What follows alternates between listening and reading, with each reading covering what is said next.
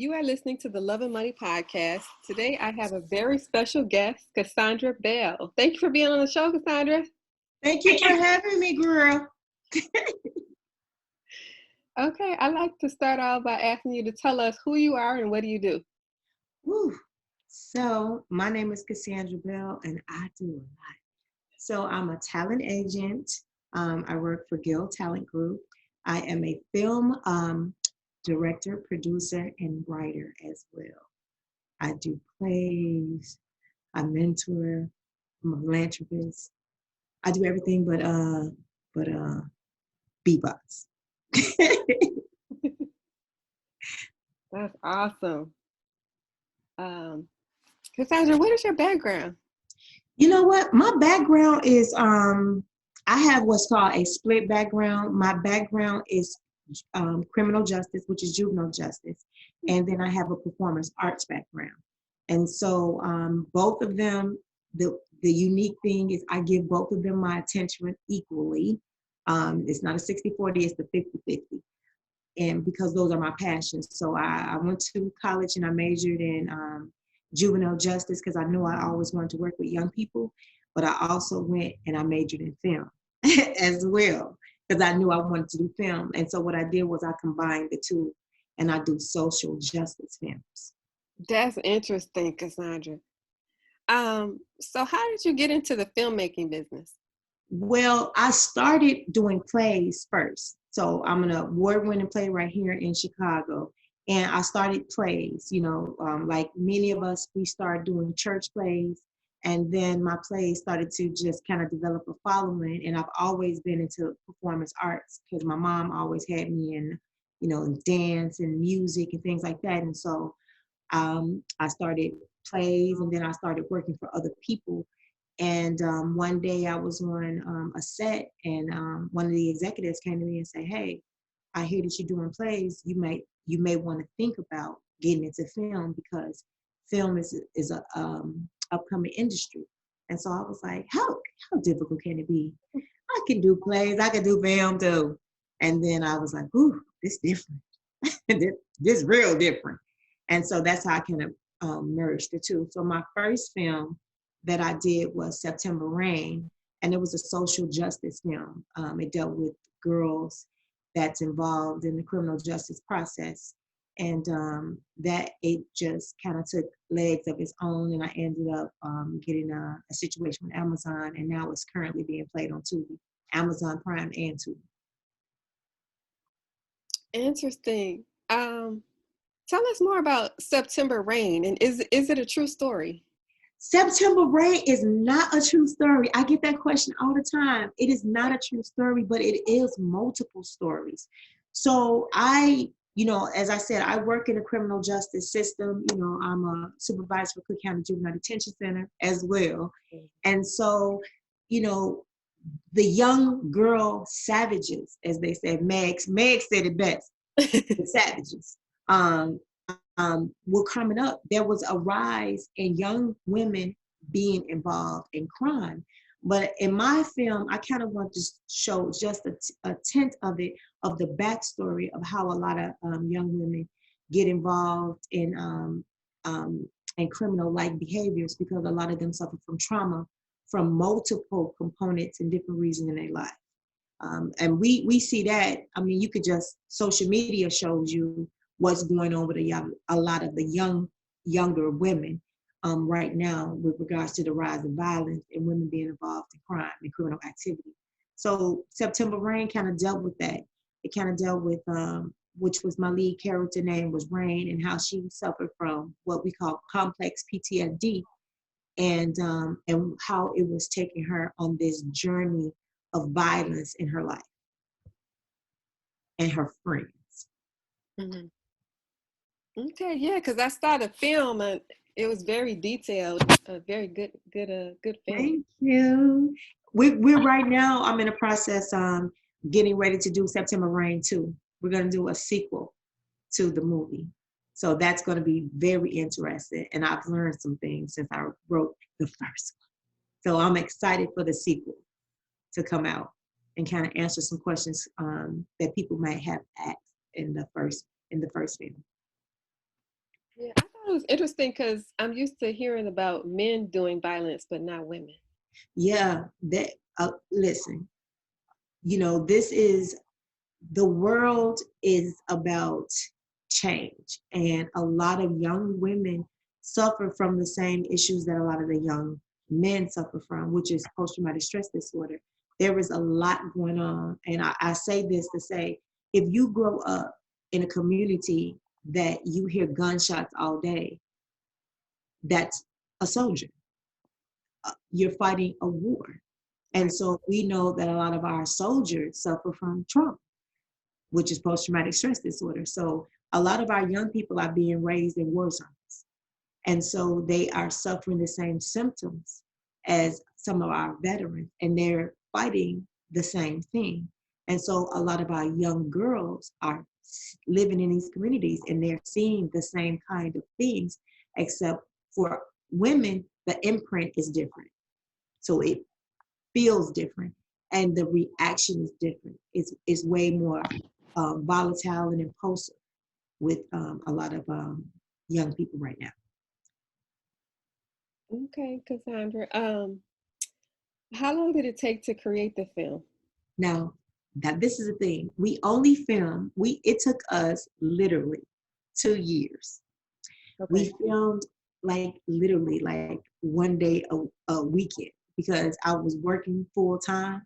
And Okay. so we had to film on my off days. And Okay. my off days was Sunday and Monday. So we didn't film on Monday, we just filmed on Sunday. So it took us a long time. And the girls were so faithful. And shouts out to the amazing female cast of the young ladies who did a great job, which is Siobhan Ballard, Naomi Padilla, Kim Noel, Lana J, Joyce Bradley, and my daughter Ashley Epps, who was also in the movie as well. All right. Cassandra, how hard is it to create a film? So it is difficult. It is not an easy process because a lot of times people think about the final project product and they don't take into consideration what we call pre-production, which is the all of the logistics that goes into putting the film together in the beginning and then post-production. So what you guys see when you see a film is like the finished product. But it's a lot of work that goes into just creating the film, from writing it, hiring the cast, the crew, the audition process, making sure the script is on point, storyboarding, striking the scripts. It's a lot of work it takes to do a film. It is a tremendous amount of work to do it. That's why when you see those credits and you see like 900 people, and you're like, oh, that's a lot of people. No, everybody is needed. All 900 is needed. Everybody has a job. There's no wasted time on a film. But in the indie world, we do it with 10. So we make do. I hear you. Cassandra, you said that it's on Amazon Prime and And um, spell that. Tubi is TUBI, which is a free app. You can go on, it's free, download it, and watch tons of movies, especially if you like some of it's geared toward African American movies. So it's a great platform to see some great independent films as well as some old favorites. Okay, I never heard of Tubi. It's an amazing app. A lot of good original content on there. And and I want to send a special shout out to my film brother Tragan Kier from Detroit, who has a film as well called Love and Fate 1 and 2 that's on Amazon Prime and to be along with his big sister me. So yeah, it's a lot of us on there. A lot of Detroit. Chicago talent too. Okay, Cassandra. How did you get your film onto Amazon Prime? Whew, Jesus. You know what I did? Like a lot of us do, we submit. We submit. My first time, I was denied. They didn't take it the first time. And I know, and I say this all the time because I know this to be true. The onset and the success of Cardi B, Meg The Stallion, and those kind of rappers kind of pushed this agenda for these kind of girls. And so I think Amazon is such a proactive company. They were like, hey, somebody must have remembered this movie and was like, hey, you know what? I remember this movie. It kind of looked like this music video. And let's kind of, let's find this, let's go back and review. And once I was notified, they asked me to resubmit, and I resubmitted it. And then the next thing I know, it was up. August the 5th, 2020, it was up mid-COVID. Oh, what advice would you give to people who want to be filmmakers? Well, the first advice that I would give, because I get this question a lot, that I would give to up and coming filmmakers is to do your research. I know it's not the most interesting part of film, but you gotta understand the art of filmmaking. There were so many things that, people think, oh, I'm gonna be a director, and you want to jump straight to the directing process, but nobody knows that you got to get a shot list, you got to get a storyboard together, you got to know your camera angles, you got to understand lighting, you have to know what a lookbook is. So the first thing I would say is do your research, okay? Take master classes. That is amazing. Take the Spike Lee master class, take Issa Rae, take Quentin Tarantino, and take all of the directors, because you have to figure out what is your directing and filmmaking style. Then you go in and you get Studio Binder. Studio Binder is the gospel. It's the Bible for filmmakers. Studio Binder will save your life. You will love me after you get Studio Binder, because everything that you need education-wise and paperwork-wise is inside a Studio Binder. And understand what script writing is. So get the final draft, which is the industry standard film writing software. Those are the ABCs to filmmaking. Quickly. That's a lot of good information. Cassandra, if you could work with anybody, who would it be? It would be, if I could work with anybody, it would be Ryan Coogler right now and F. Gary Gray. Those would be the two people that I would work with right now, because those are my favorite directors. And then it would be Quentin Tarantino. I think I should say Quentin Tarantino first. It would be Quentin Tarantino, and then Ryan Coogler, and then F. Gary Gray, in that order. And if you're not familiar with their films, F. Gary Gray did Set It Off. And then Ryan Coogler, of course, we know, did Wakanda. But I'm nothing against Wakanda, but Fruitville Station was phenomenal.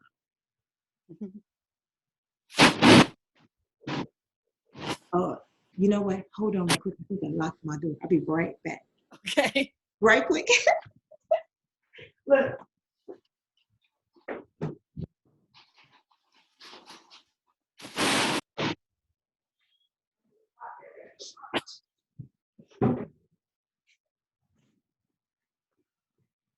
Lock the front door. Okay, Cassandra. How can we get into one of your films? How can you get in one? Oh, that's an easy process. I love new talent. Period. I love new talent. And so if you are interested in getting into one of my films, which I will be filming a bunch of stuff, you simply send me a headshot if you have a resume or a bio to CassandraBellStudios@gmail.com. And that's simple. It's my first and last name, studios with the S @gmail.com. And that's all my social media platform too. Okay. For the people who are on the acting side, who are interested in acting, is it easier to be represented by an agent or to seek jobs on your own? Represented by agent. So let me say, this is the biggest thing that a lot of people mess up.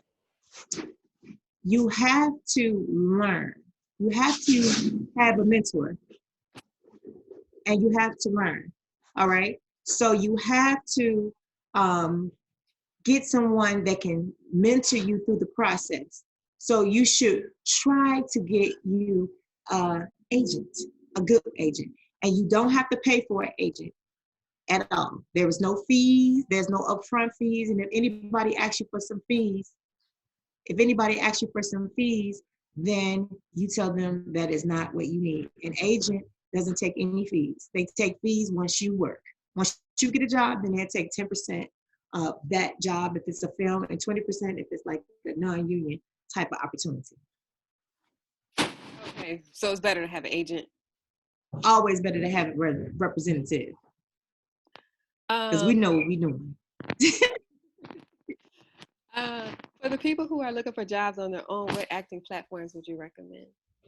So if you decide that you don't want to listen to this wonderful advice that I'm giving you, and if somebody in the background don't stop moving while I'm doing this podcast.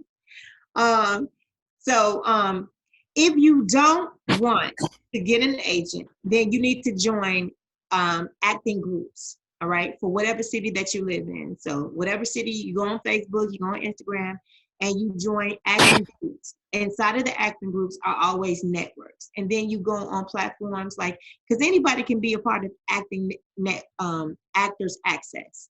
So you can join Actors Access, you can join Backstage, places where they post jobs. And then I tell people all the time, you just go anything indie film, check out different schools, because a lot of these student filmmakers are the next Spike Lees. So definitely try to get in connected with some students from DePaul or from Columbia College, or some of the filmmaking schools that are in your city.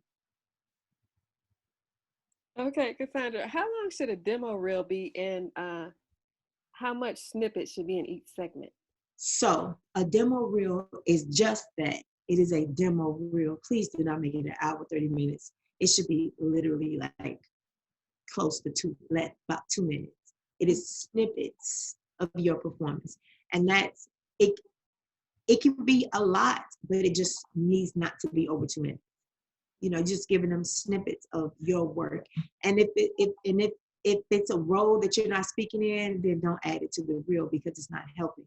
The reel is to show the variety of your skills. And so if you're an extra or empire, that doesn't count in your reel. Don't put it in there.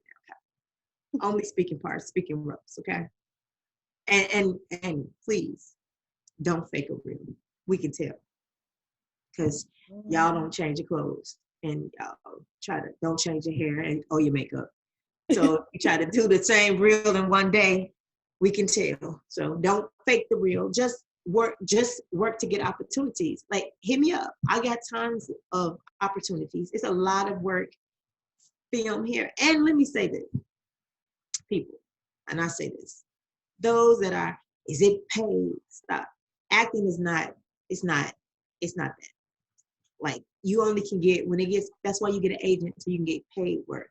When you're trying to build your resume, you're gonna do a lot of work for free. Just realize it. You're gonna do a lot of work for free. It's like school.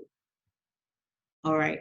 And then when you get good and you get better and you get processed and you get your headshots and you get an agent, because you're gonna need one, then you get money.